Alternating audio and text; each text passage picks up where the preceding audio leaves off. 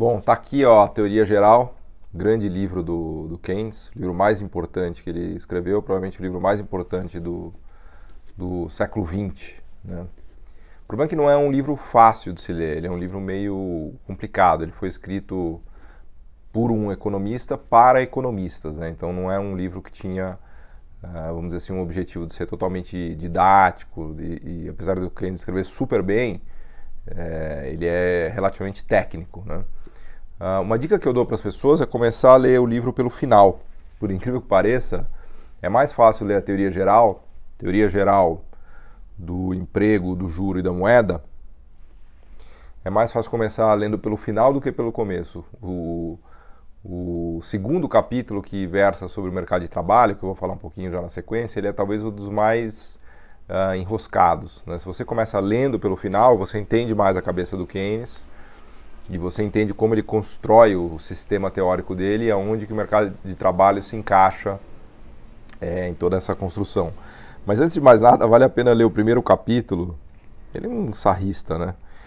O primeiro capítulo do livro 1, que tem um parágrafo, vejam só. Esse aqui é o primeiro capítulo da teoria geral, tem um parágrafo só, vale a pena dar uma lida aqui. Diz o Keynes, I have called this book The General Theory of Employment, placing the emphasis on the prefix general.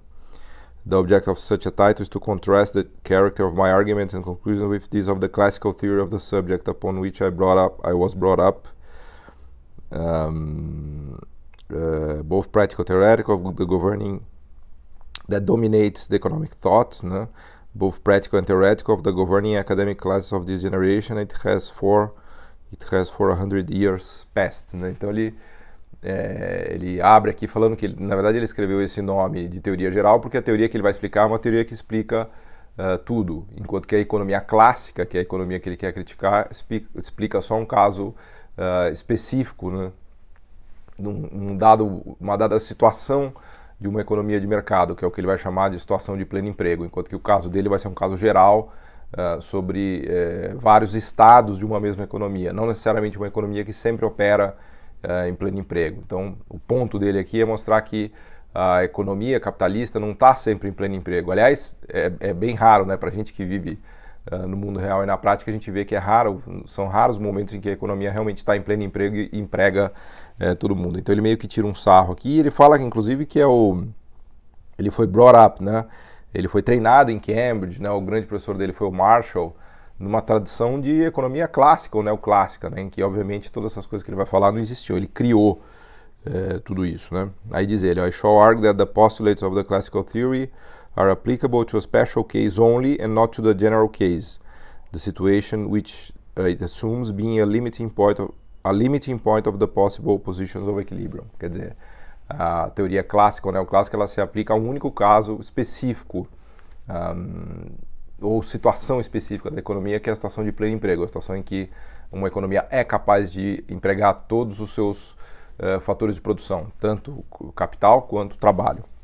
Mas a teoria geral que ele vai explicar se aplica para todos os casos das economias, especialmente para casos de depressão ou crise, né? Lembrem que ele estava muito preocupado com a crise de 29. Moreover, the characteristics of the special case assumed by the classical theory happen not to be those of the economic society in which we actually live, with the result that its teaching is misleading and disastrous if we attempt to apply it to the facts of experience, né? E aí ele destaca que, finalmente, que o caso específico da teoria clássica ou neoclássica, né, ou a economia naquele ponto específico que esses economistas têm na cabeça, está longe de ser o que a gente vive no dia a dia, né? E que usar as ideias clássicas e neoclássicas que ele vai combater ao longo do livro pode trazer consequências muito ruins, né?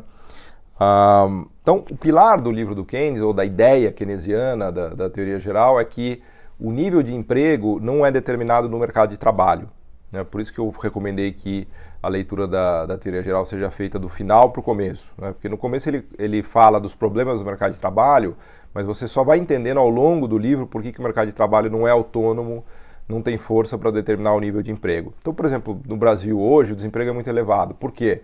Porque a CLT encarece o custo do trabalho, porque tem salário mínimo, porque os salários são rígidos? Não. problema do desemprego não está no mercado de trabalho brasileiro, assim como não está em nenhuma outra economia do mundo, segundo a visão keynesiana. O problema do desemprego está na demanda por trabalho. Por algum motivo existe falta de demanda por trabalho. Esse é o coração da teoria geral e do pensamento keynesiano. O desemprego não é um problema de custo de trabalho, é um problema de falta de demanda por trabalho. Bom, daí obviamente a próxima pergunta que você faz é, mas por que falta demanda por trabalho, né? Porque por algum motivo essa economia está produzindo num nível muito baixo. E aí quando você olha os determinantes da produção de uma economia, você vai achar o que a gente chama de consumo agregado, de investimento agregado, de exportações agregadas, né? Que é o conjunto de gastos que os agentes dessa economia fazem. Então, por exemplo, tudo que a gente consome numa economia, a gente chama de consumo agregado. Se está todo mundo com medo de consumir, de gastar dinheiro, de viajar, de trocar de carro, não há consumo suficiente para demandar trabalho das pessoas para produzir aqueles bens de consumo. Se os empresários não querem investir, construir fábricas novas, comprar equipamentos novos, não há demanda por trabalho que seria necessário para construir essas fábricas e esses equipamentos. Então, no final do dia, a explicação que o Keynes dá para o desemprego é uma explicação de insuficiência de demanda ou de falta de demanda efetiva. Falta demanda para que bens sejam produzidos que, em sendo produzidos, vão demandar trabalho, né, para a sua produção. Essa é a grande questão. Ou seja, o mercado de trabalho ele é consequência de tudo que acontece nesse sistema mais geral, né, que é um sistema econômico que o Keynes vai, obviamente, teorizar sobre e modelar na teoria geral. E aí tem um pilar ali muito importante que a gente fala em outras aulas, que é o pilar do investimento, né, que diz respeito às decisões mais delicadas e mais arriscadas que precisam ser feitas numa economia, que são feitas pelos empresários, né? São decisões que envolvem muita incerteza, envolvem uma espécie de ignorância em relação ao futuro, né? Ninguém sabe o que vai acontecer de verdade daqui 1, 2, 3, 5 anos, e essa parte de investimentos, que os economistas chamam de formação bruta de capital fixo da economia, é fundamental, porque é ela que vai botar a economia para andar, né, no setor de produção de máquinas e equipamentos, ou não, né? Eu costumo brincar que a decisão dos empresários ela é muito mais importante do que dos consumidores. Os consumidores eles têm aquela decisão do caso eu compro uma bicicleta, né? Se eu vou viajar no fim de semana eu não vou, se eu vou comprar um brinquedo do meu filho eu não vou. Não são decisões cruciais, né? Aliás, para usar um termo até que o Keynes usa bastante, o investimento dos empresários é um termo crucial, porque se o empresário errar ele quebra. Então não é uma decisão trivial como fazer uma compra, né? Construir uma fábrica, um prédio, uma máquina, um equipamento é uma decisão irreversível, porque ela é muito grande. O empresário ele precisa alocar um volume de capital imenso para fazer essas decisões de investimento, de formação bruta de capital fixo. E se ele fizer e errar, né, se o produto sair de moda, se a economia mergulhar numa depressão, numa recessão, se de repente surge um vírus como o Covid, né, são coisas que realmente estão fora do radar, né, quando a gente para pensar no que vai acontecer no futuro das nossas vidas, é melhor nem pensar nisso, né? Tamanha a ignorância que a gente de verdade tem sobre o futuro. Então essas decisões são muito importantes. Então é da somatória das decisões de investimento agregado ou de investimento dos empresários e de consumo das famílias que resultará o nível geral de demanda, que por sua vez vai determinar o nível geral de produção de uma economia, que por sua vez vai determinar o nível geral de demanda por trabalho. Então, se há muito desemprego numa economia é porque não há consumo, não há investimento, não há demanda por produção, não há demanda por trabalho e as pessoas ficam desempregadas. Isso não tem nada a ver com o nível do salário, não é falar do nível do salário estar maior ou menor, e essa é, vamos dizer assim, uma pérola do raciocínio keynesiano, não é o nível do salário que determina o emprego ou o desemprego. E com isso ele vira de ponta cabeça todo o pensamento econômico clássico e neoclássico, porque especialmente que vem da microeconomia, né? Eu costumo brincar que um microeconomista ele nunca consegue entender direito o macro, porque a macro ela tem uma autonomia sobre a micro, né? Que aliás, para os fenômenos físicos, por exemplo, na meteorologia, na biologia, é natural que fenômenos macro tenham predominância sobre fenômenos micro, né? O micro ele é consequência do macro, né? e não o contrário, né? Então, na microeconomia, quando sobra alguma coisa, o preço dessa alguma coisa cai. Por exemplo, está sobrando o abacaxi. Então o preço do abacaxi cai. Como o preço do abacaxi cai, as pessoas demandam mais abacaxi, comem mais abacaxi.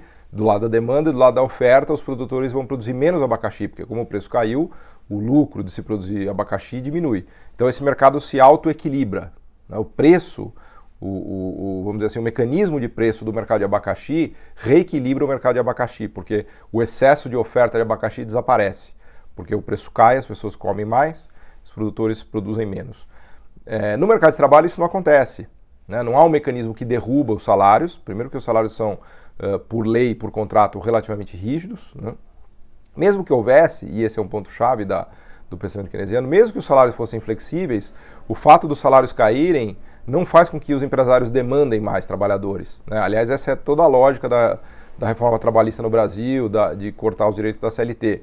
Se acha que, ao se cortar o custo do trabalho, automaticamente virá uma demanda maior por trabalho. E não é o caso, porque, em geral, inclusive quando você corta o custo do trabalho, que é salário, as pessoas consomem ainda menos. Então, o corte de salários ele tem, inclusive, um efeito recessivo, né? Talvez com a exceção de exportações, né? Se uma economia está inserida no resto do mundo, você pode até argumentar que salários um pouco mais baixos possam ajudar a vender se houver demanda externa desse sistema por produtos, né, que esse sistema está produzindo. Mas se não houver essa demanda externa, se a gente depender da demanda interna, o corte de salários vai provavelmente colocar a economia numa crise ainda maior, porque vai sumir mais demanda, né? Lembrando que no pensamento keynesiano é a falta de demanda que causa a crise, que explica a crise e que explica a existência de desemprego, né? Esse é o pilar do raciocínio aqui da teoria geral, né? Se eu tivesse que resumir a teoria geral em 10 minutos, é assim que eu resumiria a teoria geral. Claro, e aí tem todos os instrumentos de política econômica e a taxa de juros, né? Onde é que entra a moeda e os juros nessa história? Numa situação de crise e de falta de incentivo ao investimento, o Keynes vai mostrar que ou o governo pode tentar reativar esse sistema fazendo mais gasto público, né, especialmente investimento, né? O Keynes ele era um grande entusiasta do investimento público, ele não achava que o governo tinha que ser um gastão, nada disso. Ele, inclusive, defendia um orçamento, que o governo deveria ter um orçamento de capital para investimento, e o orçamento de gasto corrente. Que o de capital ele deveria poupar quando a economia está bombando e investir quando a economia está em depressão, né? Isso é o que a gente chama da política fiscal. Ou política monetária expansionista. Então o Keynes aí tem toda uma discussão que a gente não vai entrar aqui agora, porque a gente fala com muita calma mais para frente, né, da política monetária da taxa de juros, mas tem toda uma discussão de como o governo pode e deve estimular a economia colocando os juros lá embaixo, ou seja, imprimindo dinheiro para reduzir a taxa de juros. E claro que com isso não há nenhuma garantia de que a economia vai retomar, vai voltar para os trilhos e vai aquecer, mas é uma ferramenta poderosa, né? A política de juro baixo é uma ferramenta poderosa. Então por isso que aparece no título, né, da teoria geral o emprego, o juro e a moeda, né? Então ele vai, vamos dizer assim, reconstruir um sistema teórico para dar conta de explicar a economia usando uma teoria monetária nova da preferência pela liquidez e o funcionamento de todo o mecanismo econômico e do mercado de trabalho diferente do que se tinha até então, né? Então isso é de uma maneira, vamos dizer assim, bem sintética e resumida as ideias fundamentais do Keynes aqui na teoria geral.